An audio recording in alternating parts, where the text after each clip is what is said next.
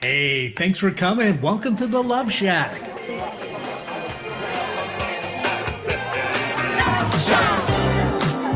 Hey, Love Shack. It's a little place where we get together, have wonderful conversations, eavesdrop on them, learn some things about sex, love, and relationships, and have a little fun along the way. Today, you might notice if you're joining us video that we have an extra little compadre here.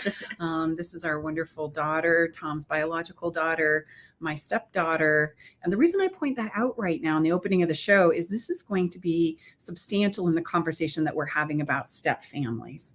And step families can be really challenging, right? And everybody has their own journey and perspective that sometimes we forget about, especially when two people are falling in love and think, oh my gosh, this is my person. This is going to be amazing. We forget oftentimes with our biological children that they might be in a different time and space and unique experience that maybe they don't even know or understand. And that's the topic of what we want to talk about today. We want to dive deep into the conversations of how to navigate through the ups and downs that happen and take place when two people fall in love, and then there's a whole family that's coming behind as a result of that. So stay with us. We're going to jump in, share some personal stories with you, and give you some new, refreshing perspective on what to expect, what are the realities of a step family, and how you two can better navigate the inevitable ups and downs that are coming. We'll be right back.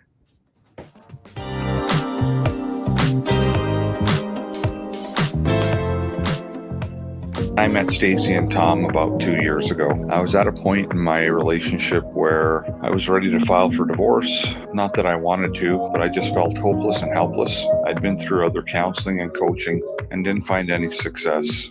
With Staci and Tom's methods, I was able to eliminate insecurities, set boundaries, plant my flag, eliminate rabbit holing. I was separated from my wife for a year, and I have since moved back home for the last 6 months now. I still refer back to a lot of the teaching that Staci and Tom provided, and it's helped me. It's well worth it. Don't let fear or doubt hold you back from learning what to do about your struggling relationship. Sign up for Staci's new mini course, 5 days to save your relationship, to learn the 3 things you're missing from your relationship and get the exact roadmap you need to take to save it. Get instant access at stacibartley.com/5-days. That's stacibartley.com/5-days. Are you ready to venture off the beaten path, expand your mind, raise your consciousness, and open your heart? Allow me to entice you with interviews with amazing souls from around the world. Indulge in history, mystery, science, and spirituality. There's weekly skin tips, live esoteric readings, and answers to life's burning questions. So come join me, Sakura, your host, intuitive medium and spiritual hypnotherapist, each Wednesday at 2 to 3 p.m. right here on KKNW for Love from the Hip. Hi, I'm Coach Debbie from Story U Talk Radio, and I want to encourage you to write your book. Weekly, I offer topics about style and storytelling. I take your questions on our live show every Thursday at 4 o'clock, or you can subscribe to Story U, that's capital U, on any of your favorite platforms.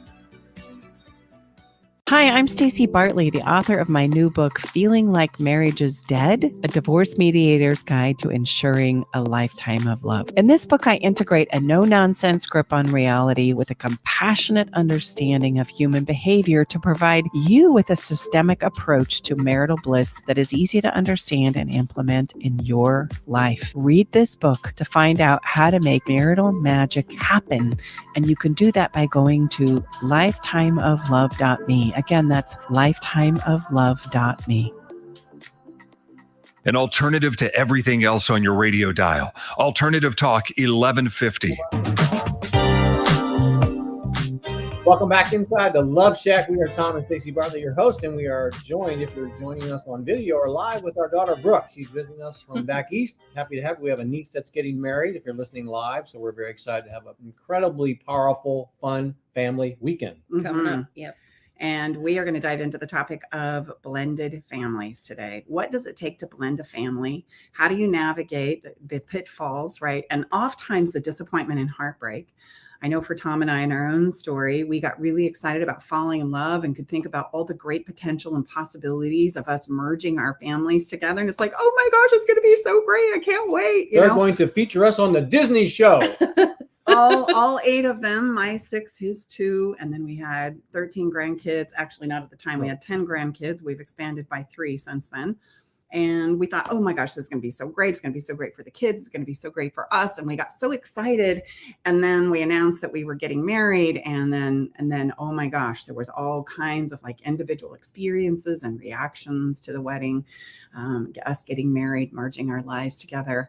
And that's the topic that we want to talk about today. We want to share, because we can, especially when we're the 2 people falling in love, we can underestimate the journey that everybody else is taking coming behind us.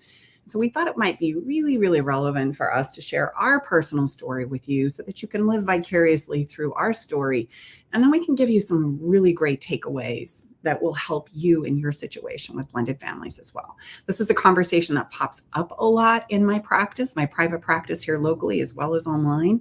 And we don't have enough conversations about it, in my opinion, about how do we deal with this blended family. And we can bring Brooke's experience in as one of the children of the 8. And the one, to be honest, that I would have expected the least amount of upset from, and we're going to hear from Brooke's side, why it was upsetting for her. Mm-hmm. And so just to set this up so everybody's clear, Brooke is Tom's biological daughter. That's going to become very critical to the conversation. And she's my stepdaughter. And so grateful and honored that she now works with us. But on the front side, nobody knew that was going to be what was taking place, right? We were just navigating it step by step as we go. So let's set this up. Okay. Tom and I fooled around and fell in love and did a long distance relationship for almost a year. We almost made it a year. And then we were like, this isn't working, right? Our conversation quickly became, when am I going to see you again? And there was so much life that was happening in our long distance relationship that we were unwilling to tolerate that anymore. It was like, we want to build a life together. We want to co-create a life together. And I want you to know that's healthy in relationships. It's true. Relationships are either growing or they're dying. And if we don't take that roller coaster ride, we'll keep pulling back, and it won't go anywhere. It won't take us anywhere. And because of this acute awareness, I finally made the bold decision together with Tom that I was going to move to California and we were going to merge our lives. But to be fair, on the front side, I came into this relationship because I've had a few rodeos myself in the love and relationship journey, to say the least. I expected you guys to laugh about that. That I swore off marriage. Like, marriage was not on the table for me. We don't need marriage. There's a lot of things that we can do. And my belief at the time, and still very much remains, that commitment is of the heart. It's an emotional commitment that we make. And then the marriage is more of just the legal aspects that we put on top of that. And there's some really wonderful definitive benefits about marriage in more ways than just the legal binding. But in my particular case, the reason that I got married was for more of the legal financial reasons. Coming into this, not interested in marriage. And I had told all the kids that. So nobody was expecting us to get married, to be fair. Let me interrupt. You had told us a lot of times, no, we're never getting married. Never. And you even came up to me once and you said, trust me, Brooke, I'm never marrying your dad. Like, not in a bad way, just that you guys were going to be together forever, but you weren't going to get married. Yeah. When I think that was more of me reassuring myself, right? Yeah. Like, this is what we're going to do. Remember, Stace, remember the commitment to yourself. Right. And I too had a process when coming together with Tom about getting over my own fears of commitment and marriage and those kinds of things, because I'd been married twice and quite frankly, it didn't do much for us. Yeah. So, as we come together, absolutely correct. It was like, no, we're not going to do that. Not necessary. And then after building a life together here, the kids were very supportive about us coming together and building that life together. I think there was a moment where we said, okay, this is going to get serious. We're going to get married. Yeah. And I think that's the place where it goes dun, dun, dun. Oh my gosh. Like, this isn't just a little one-off. This is kind of getting serious. Right. And so we expected all the kids to be as excited about it as we were. Don't Well, you think? and just to add an important component, a lot of it, a good part of it was done for logistical taxation. She said that. Oh, but so when we chose to share the information, it was kind of towards, there wasn't a lot of time from the delivery of the information to time when it was going to happen. Yeah. How about that? Yeah. Like maybe, I don't know, what was it, Brooke? Like 10 to 14 days. Yeah, so it was kind of a compressed experience, if you might say. 10 to 14 days between engagement to marriage. Yeah. Well, we got to the end of the year and it was like, do we really want to pay Uncle Sam $30,000 to stay single? Maybe we need to reconsider this. Yeah. You like me? I really like you, And right? Let's, and some group health insurance under our business as well. Yeah. Yeah. So we finally said, well, gosh, I'm not going anywhere. Are you? And let's get married. Let's do this. And it was a huge step for each of us. Certainly for me, I can speak personally. And out of the 8 kids, we really expected Brooke to be the most excited. To be quite frank, I think everybody was really excited, or not really surprised, even by my reaction. By your reaction. So, the text messages as we're announcing this on our day. Oh my gosh, that's so great. Congratulations, Mom. This is great. Tom's a great guy, And because I have 6, I got 6, really, yay, this is going to be awesome, right? Not Text. nice. Thumbs up, not thumbs down. Like do it. We'll be there. Tell us the day, and then we get, oh my gosh, this is devastating, and it's like, oh, it's a good time to bring Brooke's story into the episode. That. So my dad called me. I was at my ex-husband's company Christmas party, and he was like, "Hey, Brookie," that's what he calls me. "I have really great news." And I was like, okay. I was like getting a little nervous. Like, what is he going to tell me? I'm going to propose to Staci. And I remember I sat down on a stairway in the hallway and I just felt like my world was like, not crashing down. That's too dramatic. But I just felt like, oh my God, I didn't expect to feel the emotions that I felt. I just felt really overwhelmed. And I was like, Dad, are you sure this is what you want to do? Like, this is a big decision. She has a lot of kids. And I just could see my life changing greatly because me and my dad were and are very close. And I just felt like I was going to lose him. And I was an adult, but me and my dad, stuck together a lot through a lot of hard times that we had when I was younger. We were like the 2 amigos. So we got each other through a lot of stuff. And so I was just really worried that I was going to lose that. And I remember I was kind of mean to him, and he was going to propose to Staci, I think the next day. And I treated him kind of like I would treat a boyfriend that I was mad at, because they went through the whole proposal and I didn't want to know anything about it. And then I know it happened because my cousin Jordan texted me. And then I was like, I texted him and I was like, weren't you going to tell me that it happened? And he was like, well, I was kind of just giving you space. I didn't want to, I knew you weren't very happy about it. So, but I had never talked to my dad like that before. So it was just a whole new and different experience and set of feelings. And I was overwhelmed, and I was at the company Christmas party, and I went back into the room and I told Aaron, my ex-husband, what happened. And then I drank a lot. I was so much more emotional about it than I ever thought I would be, because I loved Staci. Like, at that time we had a wonderful relationship, and I was so happy that her and my dad were together. So it honestly shocked me too that was how I felt. Mm-hmm.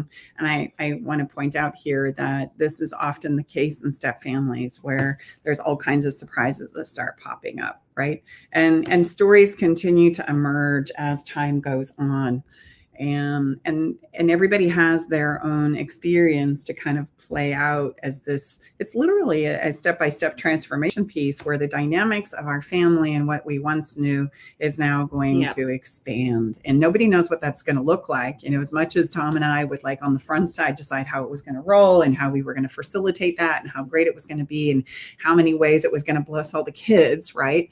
There are so many things as you're then living it out that are unexpected and surprises. And so, as much as Tom and I felt like our family dynamic, our family values were the same, One of the things that was shocking and surprising to me for sure, living this out personally, was how, as in spite of it, how close it was and how much we felt like the value system of family was the same. Every family has its own little nuances and idiosyncrasies about how it operates internally. Yeah. And those are very unique to the group, Yeah. you know, of parent and biological children. And so when this started to kind of play out, not just with you, Brooke, but other kids, you know, other of the 8 kids, you just kind of go, holy cow, as much as we thought that this was going to be seamless, right? There's a whole dynamic here that I really don't understand. And I think that went both ways. Like, what? That's what you guys do? That's what. And I also want to point out that at the time this happened, all the children except for one were adults. Oh, yes. I mean, Yeah. technically adults, you know, like above the age of 18. So you can still have all of this crazy dynamic, just so people with younger children listening, like just because your kids are adults does not mean you're out of the woods for this situation, you know? Yeah. Well, and I'm glad you brought that up, because there's a lot of like, oh, we don't have any small kids at home, Right. so we don't need to worry about this. It's going to be Exactly. fine. It's going to be Yes. flawless. And when we dismiss it like that, then our older kids feel like they've just been pushed out and this new person has like Well, and emerged. like we're not allowed to have those feelings, or like we're being a baby, or like we're being immature, you know? But it doesn't matter how old you are. You still want to feel like you can have that close relationship with your parent. Especially when you have already been Yes. close, and now Yes. you're feeling threatened that somehow that closeness is going to be sacrificed. And when this was happening, all they were saying to me, which was good, but all they were saying to me was, that's not going to change. You know, I'm still going to be close to you. And Staci was saying, your dad is still going to be able to have this relationship with you. But I want you to tell the next part. It wasn't until Staci, and I call Staci Mom 2, so I'll probably say that a lot too, but Mom 2 had a conversation with her youngest son, Xavier, about a similar feeling he had, where she finally understood my point of view a little bit more. Yeah. But it was also several years later.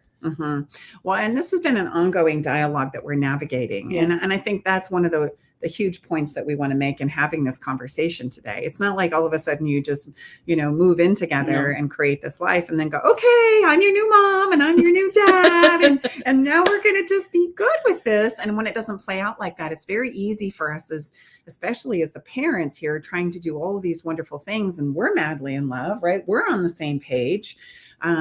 It's disappointing all around when everybody doesn't have that same reaction. And it's very, very likely that you're going to take some of those things personal. Yeah. Like, gosh, Brooke, we love each other. I love your dad, and I would never do anything to hurt your dad. And why don't you believe in me? And and we loved each other. yes, we had a great relationship. And I'm like, gosh, what is it about me that you don't think would be a good fit for your dad? And I'm saying these things so that I can point out to our listeners it didn't have anything to do with that. Right. Not a darn thing. But yet that's the human place where we typically go, is we're going to take it personal and defend ourselves. Yes. And defend ourselves and try and justify, I love your dad and I'm a good person. Yeah. And the more that I played that out, the less likely there was a space created for Brooke and I to understand what was really going on for her.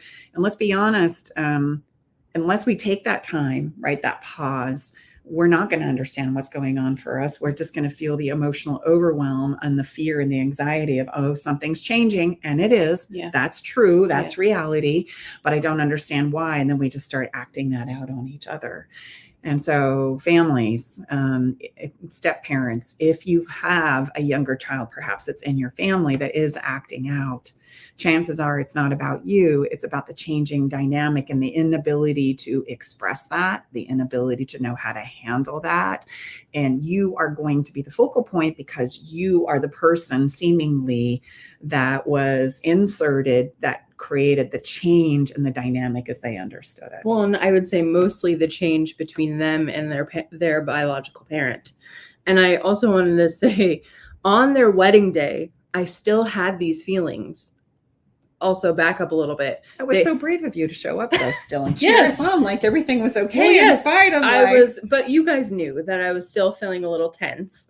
But I showed up and I, had a nice clothes on and I did my best, even though I was still feeling tense and like a little, not angry, but like a little bit angsty, you know? And I don't know if you remember this, but you like had a little line where we all hugged you both after you guys got married. And you said, Brookie, one day we're going to laugh at this. And I was like, I don't know, man. But we laugh at it now because it's so absurd that that's how I felt, because I couldn't feel more different now. But I also wanted to say, before they got married, they took me out to breakfast. We were just talking about this at our pre-show meeting. They took me out to breakfast because we all needed to be like in a neutral place so I could discuss how I felt and they could reassure me.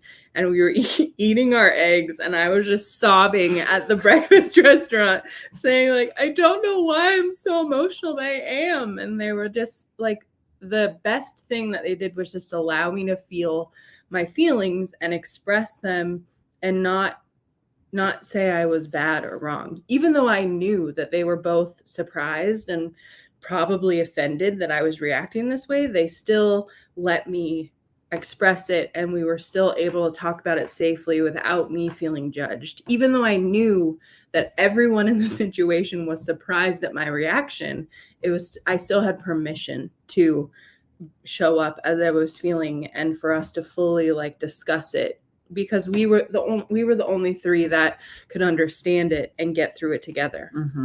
So that's so important. And, you know, there has been other conversations with the other kids, each of them kind of navigating the dynamic in their own way. I remember Tom and I showing up to support my oldest son, not my oldest child, but my oldest son getting married. And babe, do you remember him pulling you aside and saying, yeah, I know that you love my mom, but I don't really know you. So we're going to excuse you out of the wedding. And so, you know, those are big things. Like where Tom's like, okay, you're a grown man. I can't really refute that. Yeah. Right. So sometimes having older kids, it can be even more challenging because there's a lot of adult perspectives and a lot of initiation as far as holding what we would say are boundaries. And Tom handled that really, really well by just saying, you know what, Grant, I respect that. And this is your wedding. And hey, if you feel uncomfortable with me being here, I'll just take pictures from the top and here's your mom, right? Here's your mom. Go have a great time. And Tom reassuring me that, hey, go, you know, I'm not going to cause you to feel pulled in the middle.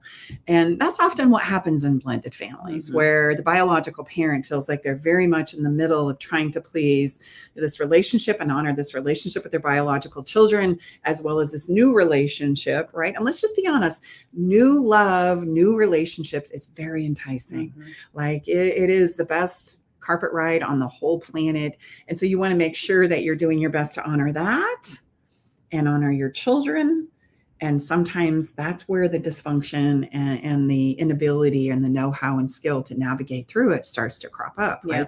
Because we do start to take things personal, and then we are choosing our person. We get jealous about it and wanting them to choose between, well, do you love me or do you love your son? You know, that was a real jerk thing to do. You know, babe, I don't know that I've ever asked you. I mean, like, what was that like for you when Grant said, you know what, you seem like a really nice guy and all? At his big wedding, though, Dad was allowed. Yes. This was very early ceremony. Yeah, I would say that this situation is one of the greatest places that you can do your very best to be impartial and objective, because let's just be honest, your children, they didn't ask for any of this. So you have to empathy is really putting yourself in their place. It's not that, like Brooke, it's not that she didn't like my new partner, but, you know, that's not the situation. The situation is things are going to be different now. Yeah. Let's just run the math. I always share with Staci, it's math. There's a lot more people to be shared amongst, you know? So even though you're going to do everything you can to guarantee and show up, behave like Brooke still as important as she was before, there's more of me to be split. Yeah. Or, you know, me to be split amongst more. Yeah. So, you know, truly being objective and impartial without taking it personal. Staci talks about, you know, and not using things as leverage and all these things that we coach and teach and mentor all the time. I would say this is one of the most important places. So I like, gosh, if I was Grant, like, dude, I don't really know you. You know, and my mom doesn't necessarily have the best, you know, track record. I'm just right. I'm just being honest, you know, and I wasn't so excited about some of these other guys she assured me that were top shelf.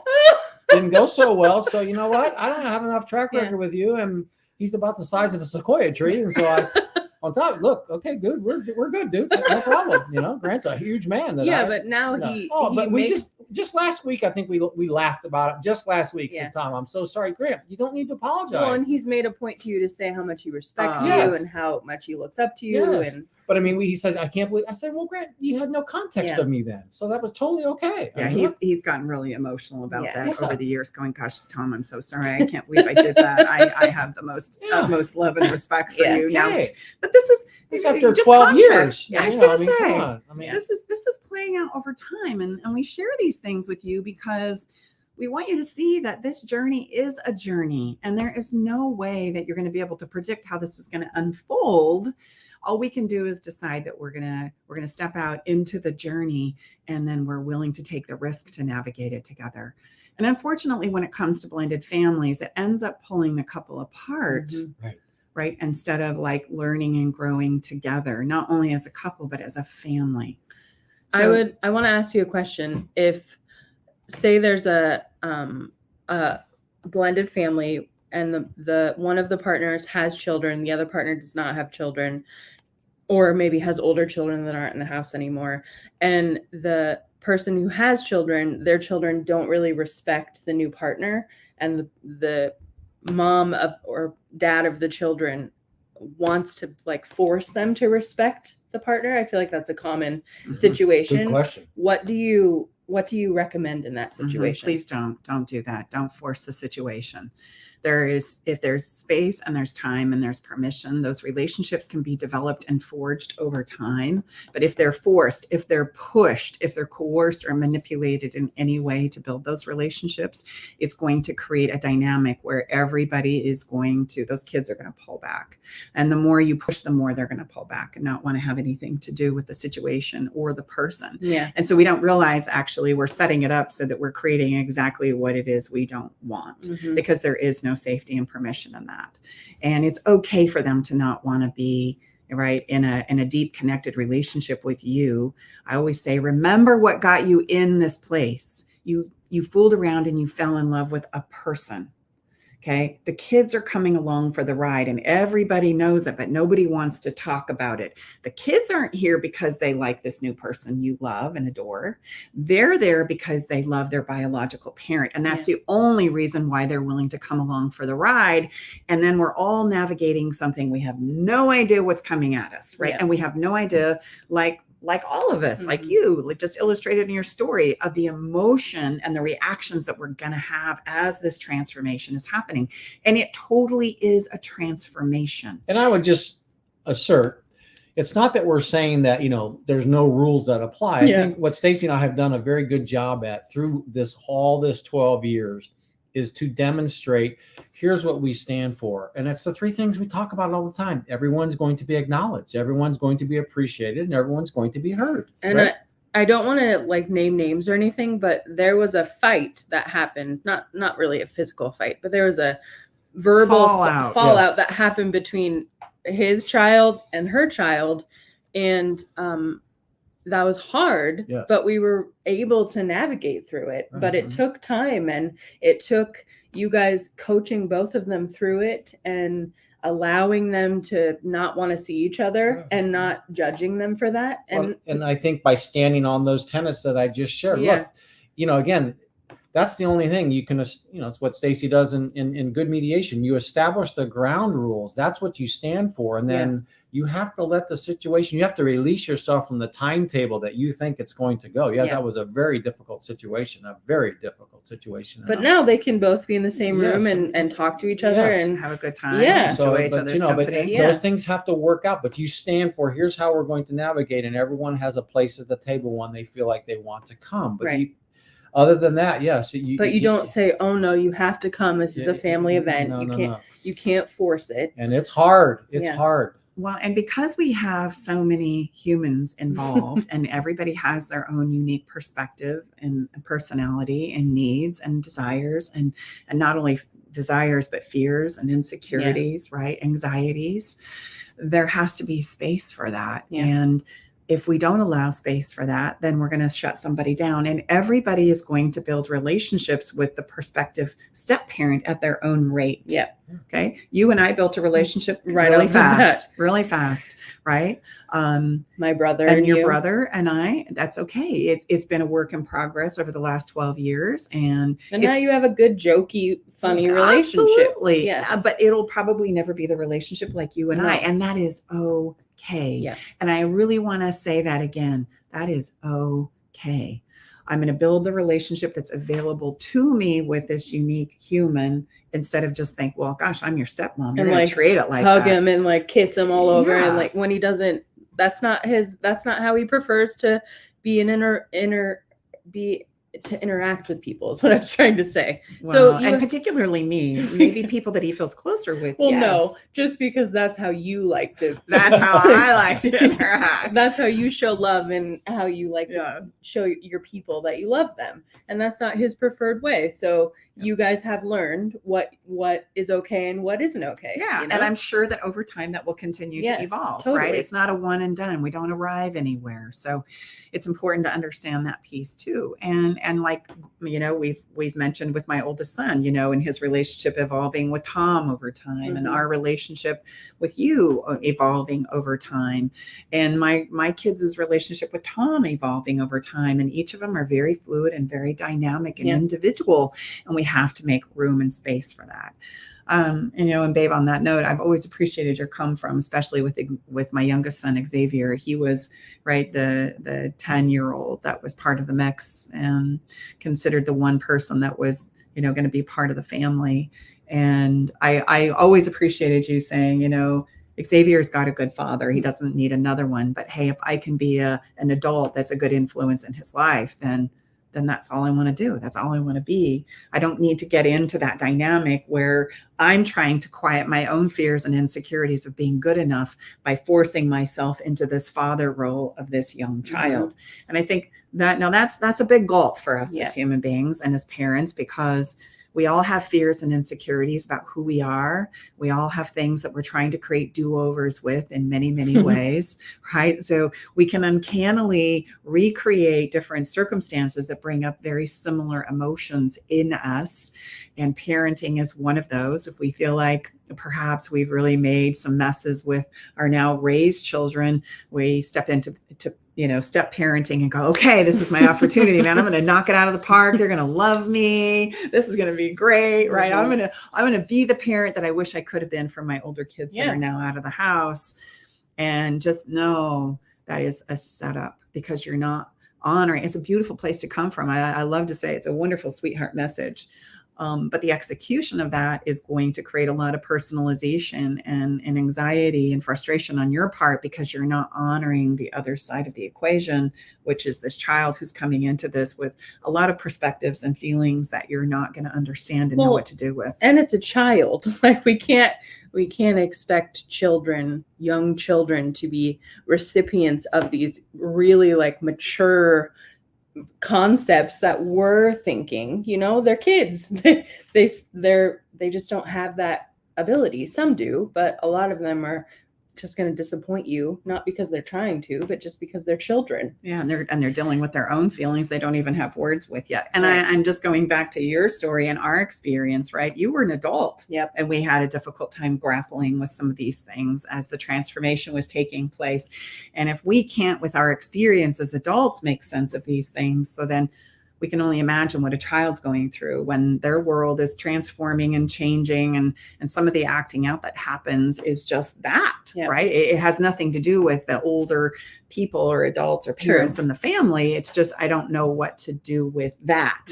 I would just really encourage our listeners for, you know, and I've always never agreed with this position as a parent. We don't, even our biological children, we don't own them, you know, or even children you've adopted, you know, any children in like your immediate family. I mean, so if you're in this situation, you've got this partner, husband, wife, significant other that you love, and you're blending families, and you come in and you're going to take this ownership approach with your partner's children. I mean, in my humble opinion, that's going to go awful. What you can do is show up as your best version of yourself, demonstrate your love for their mother, their father, and then integrate and give this place of very tremendous amount of fluidity and change with grace and understanding, and the tenets that and it's going to be a very, very malleable, movable, fast moving situation for probably a number of years.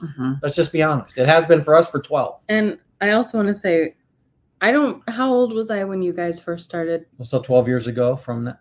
So, How old are you now? 36. So 20 Minus 20, 12 is 24. 24. I don't have my calculator up.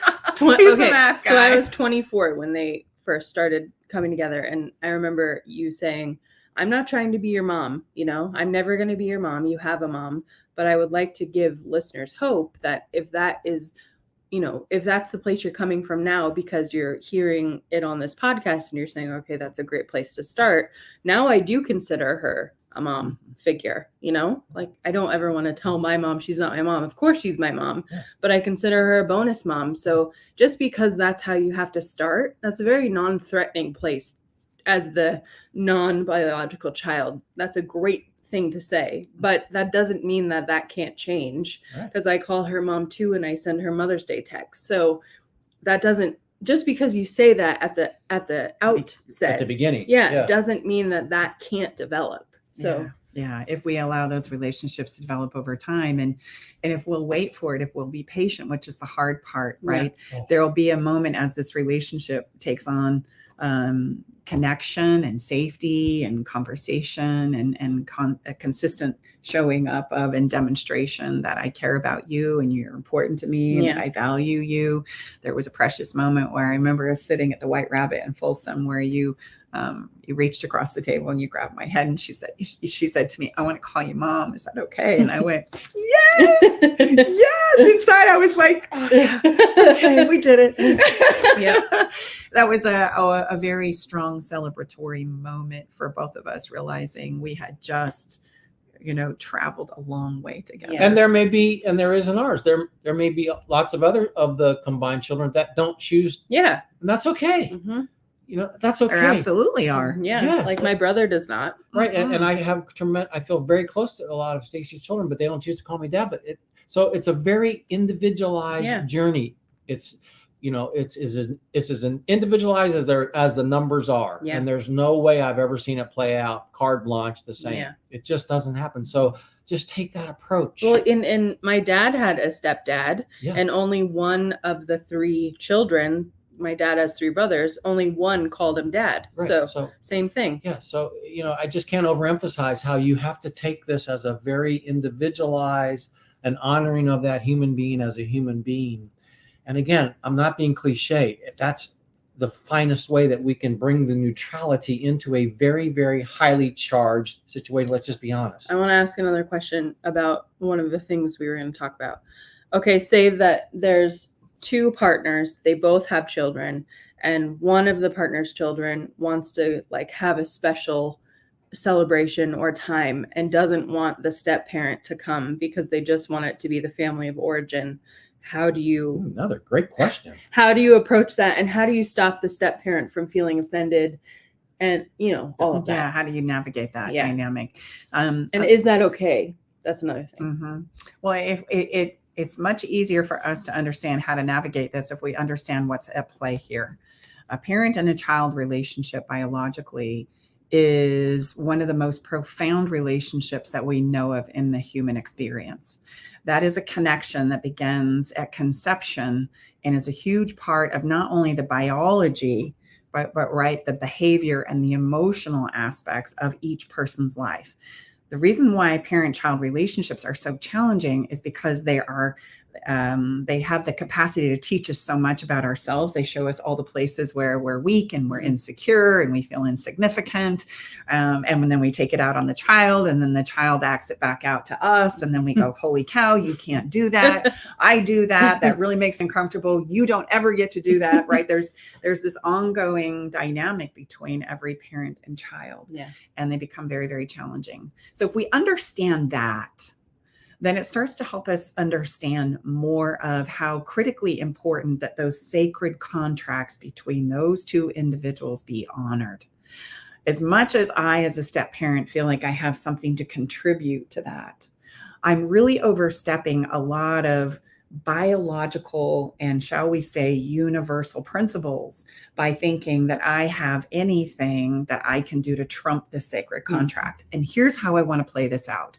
Let's say in the dynamic between Tom and I that I convinced Tom that he should push Brookie away and that she was crazy and that she just needs to pull it together and get to a place where she can accept me as her mom because that's the way it is and that's the way it's going to go down. Right, honey? Because you love me, right? You're going to love me.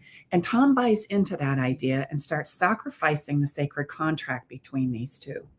It's a setup for disaster. And I feel like that happens a lot. A ton. So now he's feeling guilty and regret and remorse. And so it's going to affect the way he shows up in a relationship with me. Yeah. And it's going to affect the way you show up in the relationship with him and me. Yeah. And now we're in a race to what I call the race to the bottom. The easier way, even though it might bring a big gulp for us as step parents, because we want to be included, we want the reassurance that we're loved too, and that we can be a part of this. It's really helpful to take that big gulp and understand your place.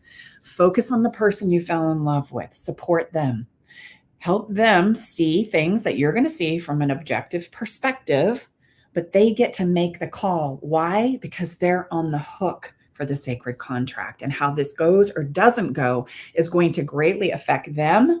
And then it's going to greatly affect the way they show up with me. Yeah. Or, so the whole dynamic is based on if he does what he feels good about for his kids, then we all win, even though it might be a hard pill for me to swallow, right? If he violates that, everybody's going to pay, including me as the stepmom. So then it becomes really easy to navigate that, right? Yes, please go. It's hard for me to do this, but this is important. And by the way, step parents, encourage it. Just get to a place where you can encourage that biological child and that biological parent to go and spend some time in that original connection where it all began for them in the first place. That's okay. And in fact, if you'll do that, it's going to make for a much easier ride for everyone. And you alone, it's better for you to deal with your own fears and insecurities, right? About finding your place in that on your own than upset the entire apple cart where you're going to lose anyway. Do you ever in your work with clients, do you ever find a step parent situation where they are jealous of the parent and the parent interacting with their ex in parenting their child together? Yes. And what do you say to them about that? Absolutely. The more we feel threatened about the ex, I want you to understand that's kind of starting to fall into the ways of jealousy. And jealousy always comes from a place of feeling insecure and that you're not enough. And those are feelings that you're grappling with inside of yourself. And if we're not careful and we don't know how to navigate through those feelings, right, which are going to take some effort, that emotional push-up that we love to talk about in our work, you're going to take it out on the person you love as well as the ex. And then it turns into a very big drama cycle in the family dynamic. It's like you can't push the ex away enough to find your place in the relationship. And the more you try, the less space there is for you. Yeah. And that becomes a place where we all, again, begin to break down. There again, and I would just add the same type of, this is what we're going to, do our best to create the foundation amongst, the current marriage, the current partnership, and the ex. Meaning, again, just like we said, everyone, we're going to navigate this. Everyone's going to be appreciated, acknowledged, and heard. That's the only way you can navigate these difficulties with some neutrality versus taking sides, right? I mean, is it ever okay for the original family of origin, like the ex, the partner, and their children? Is it okay for them to get together and have, because I feel like that would be an extra threatening situation for the new partner. Is that okay? Well, there's unique nuances to all of these. So to kind of create a blanket statement, is really, really challenging, because we would be saying that we as human beings don't manipulate. Yeah. And then we've got an ex-spouse that's trying to work their way back in and kind of like gets the new, True. person all spun But up. let's say it's not that. It's Yeah. just like maybe they're going to their child's high school graduation or something. Yeah. Well, I what I just described is probably less likely. Yeah. If there has been a divorce and we've stepped away and we've risked creating a new norm, Yeah. then what I'm about to say applies more times than not. Yeah. Unless somebody is incomplete and not knowing how to move forward, and so they're continuing to reach back to try and get the Hook them in. Yeah. the old situation or scenario back. Two things. You can't do that. It's kind of like the toothpaste is out of the tube. Transformation has already happened by nature of, letting this relationship go, and then they move on and they marry somebody else. Transformation again is unfolding. And for us to buy into the illusion that we're going to go back and recreate it like it once was is a fallacy. It's a cognitive bias that we have as humans. And I understand we go there when we get scared. Yeah. Right. And you romanticize the past. Oh, absolutely. And then there was no problems, and I don't understand why you left. But I would me. just say, Brooke, what you asked, I mean, not to interrupt you, as we start to. I was going to say, wow, I was going to really bring it home big and strong. But Right I would there. just say there would be, again, if everybody's intentions are, for the right reasons, I would say. Which oftentimes they're not. No, but let's say they are.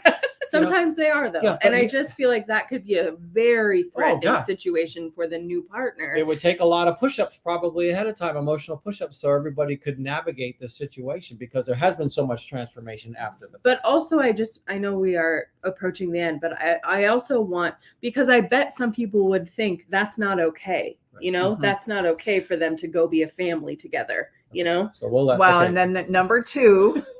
Before you were so rudely interrupted. Yeah. Yes. There can be places where this needs to be navigated. With step by step, and maybe some support and mentorship if it's professional gotten a little assistance, yes. wild and crazy Yeah. out there, right? Because everybody's reeling in their fears and insecurities. Yeah. But number two is remember that love is an expansive quality. We have the ability as a human being to love many, many people deeply.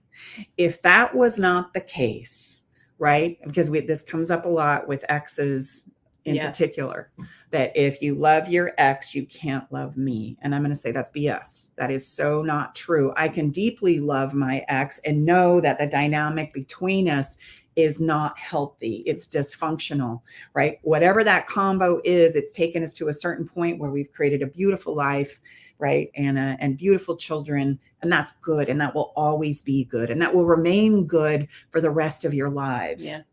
And now everybody needs to go on and transform into something that is next and possible. And we can do that by cheering each other on through the place of love.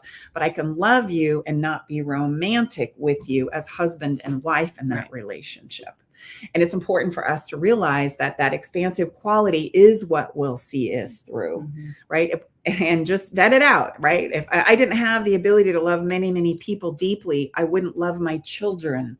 All right. And I remember having my second child, wondering if I could love it as much as the first. And then there was 6 more that happened. Right. And I just went, oh, okay. Yeah, I have the capacity to love them all.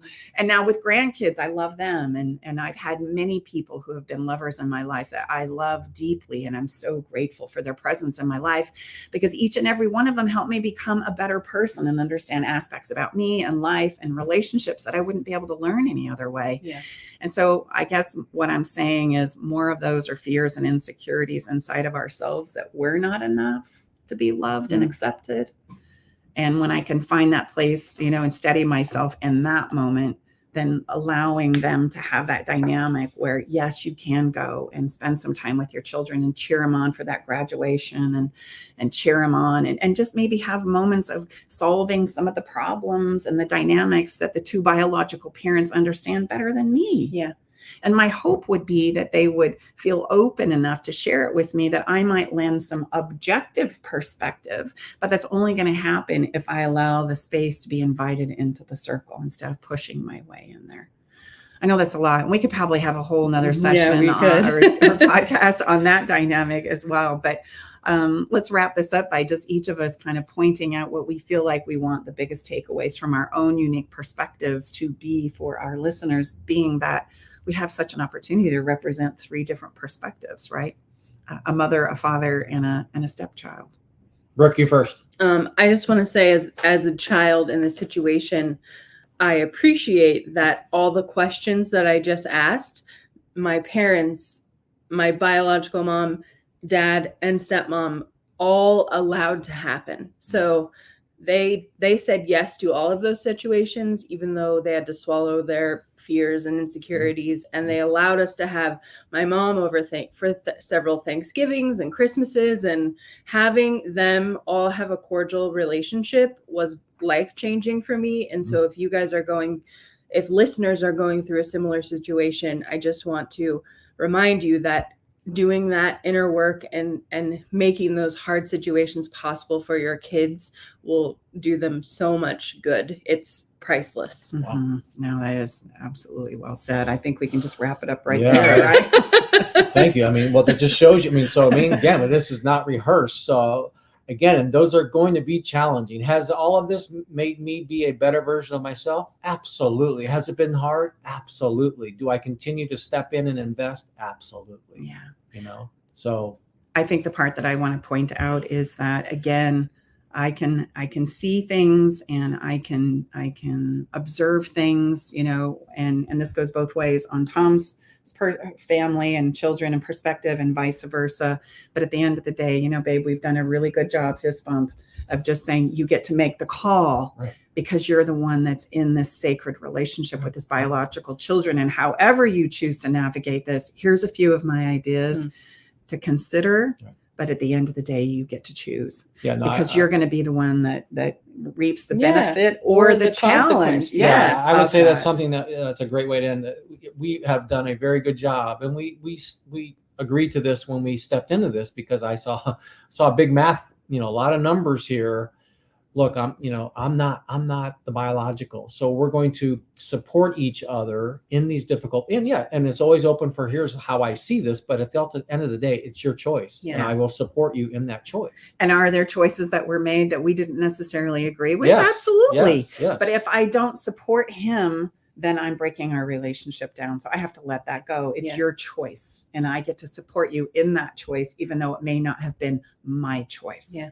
And sometimes that's hard. That's where that big emotional. And we're just going to step right into our follow the fun. We're not going to take a last break. I think that's here. probably we're a really step great right idea. into the follow the fun here as we wind this up, because that was a juicy, great questions, Brooke. And I didn't realize that those were. I said, man, they sound kind of familiar, but so there you go.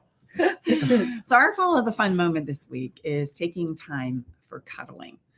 Cuddling is an incredible thing that we get to do as human beings. And quite frankly, we don't get enough of it. There's a lot of science in there, isn't there? Oh, absolutely. It nurtures our bodies and our souls, and is profoundly needed by each and every one of us, regardless of how you feel about cuddling, regardless of what your knee-jerk reaction is.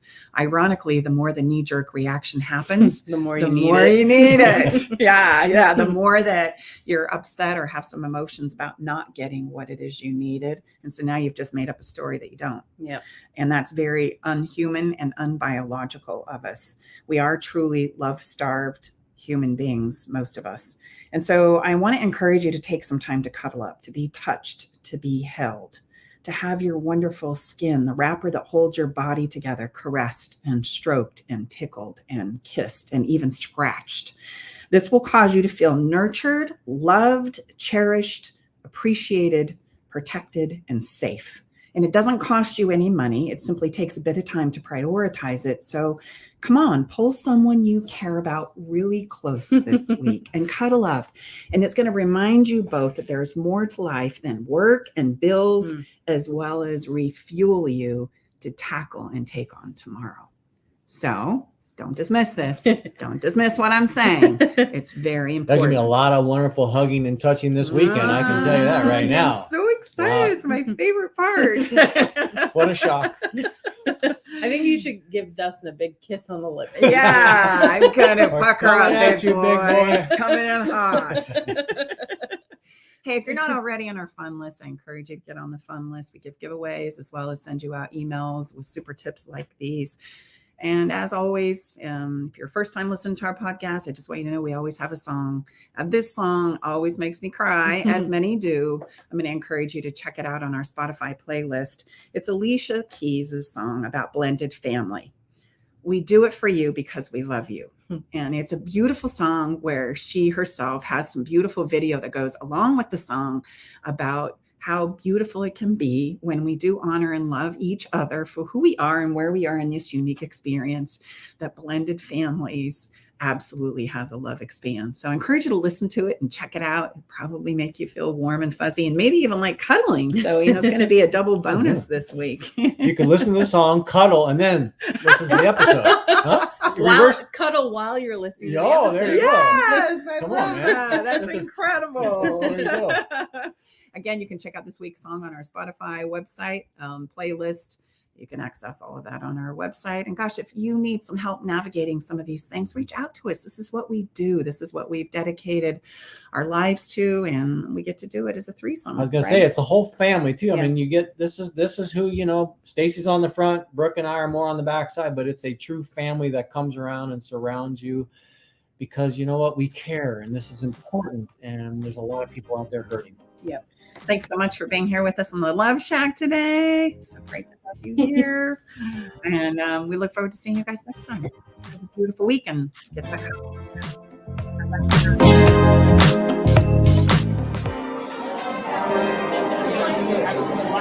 Thanks for joining us today in the Love Shack. We hope you came away with something that made your toes tingle. To learn more about everything you heard on today's show, go to stacibartley.com/podcast. Love the show? Help us spread the love by sharing the show with others. Okay, everybody, time to go. We got to close the doors to the Love Shack for this week. You don't have to go home, but you can't stay here. Come back next week, though, and join us for another edition of Love Shack Live with Tom and Staci Bartley.